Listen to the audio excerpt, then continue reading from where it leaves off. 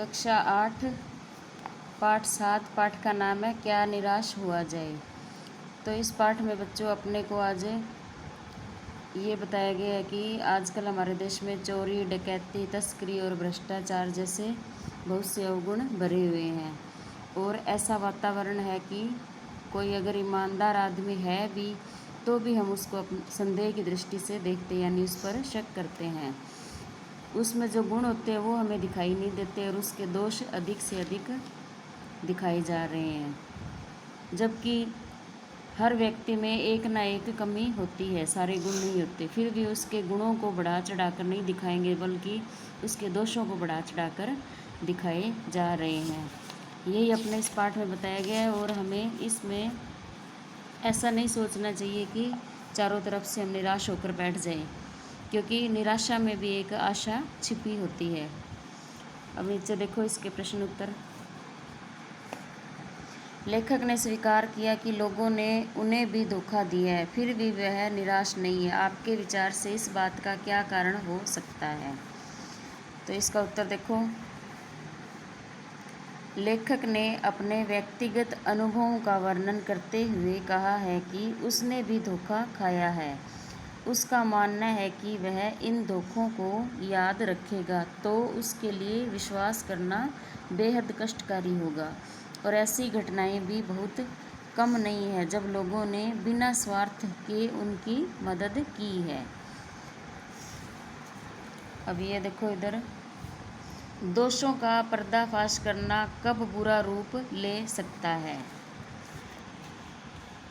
दोषों का पर्दाफाश करना तब बुरा रूप ले सकता है जब हम किसी के आचरण के गलत पक्ष को उद्धारित करके उसमें रस लेते हैं या जब हमारे ऐसा करने से वे लोग उग्र रूप धारण कर किसी को हानि पहुंचाए। आगे देखो, आजकल के बहुत से समाचार पत्र या समाचार चैनल दोषों का पर्दाफाश कर रहे हैं। इस प्रकार के समाचार और कार्यक्रमों की सार्थकता पर तर्क सहित विचार लिखिए।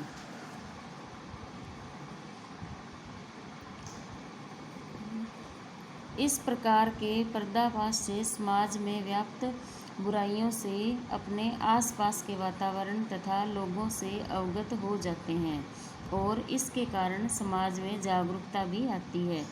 साथ ही समाज समय रहते ही सचेत और सावधान हो जाता है।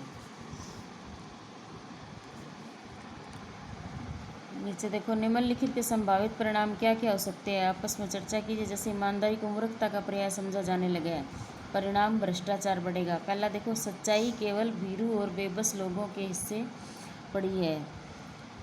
सच्चाई केवल भीरू और बेबस लोगों के हिस्से पड़ी है, इसको क्या कहेंगे? तानाशाही इससे होगी, तानाशाही बढ़ेगी। दूसरा, झूठ और फरेब का रोजगार करने वाले फल फूल रहे हैं, इससे क्या होगा? भ्रष्टाचार बढ़ेगा। तीसरा, हर आदमी दोषी अधिक दिख रहा है, गुणी कम, इससे लोगों में अविश्वास बढ़ेगा। लेखक ने लेख का शीर्षक क्या निराश हुआ जाए क्यों रखा होगा? क्या आप इससे भी बेहतर शीर्षक सुझा सकते हैं? लेखक ने इस लेख का शीर्षक क्या निराश हुआ जाए उचित रखा है। आजकल हमारे आसपास की जो घटनाएं देखते हैं जिससे हमारे मन में निराशा भर जाती है, लेकिन लेखक ने समाज के मानवीय गुणों से भरे लोगों को और उनके कार्यों को याद करने का कहा है जिससे हम निराश न हो। इसका दूसरा शीर्षक हम निराशा से आशा भी रख सकते हैं। अब ये पाठ आप अपनी हिंदी की नोटबुक में करोगे। आगे वाला प्रश्न देखो,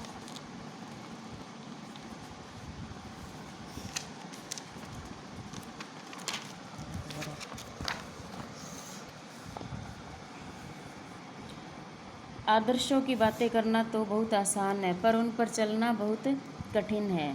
क्या आप इस बात से सहमत है? तर्क सहित उत्तर दीजिए। इसका आंसर देखो, आदर्शों की बातें करना तो बहुत आसान है पर उन पर चलना बहुत कठिन है। मैं इस कथन से सहमत हूँ क्योंकि व्यक्ति जब आदर्शों की राह पर चलता है तब उसे कई कठिनाइयों का सामना करना पड़ता है। अब अपना ये पाठ कंप्लीट हो गया और इसके शब्दार्थ भी आप नोटबुक में करोगे।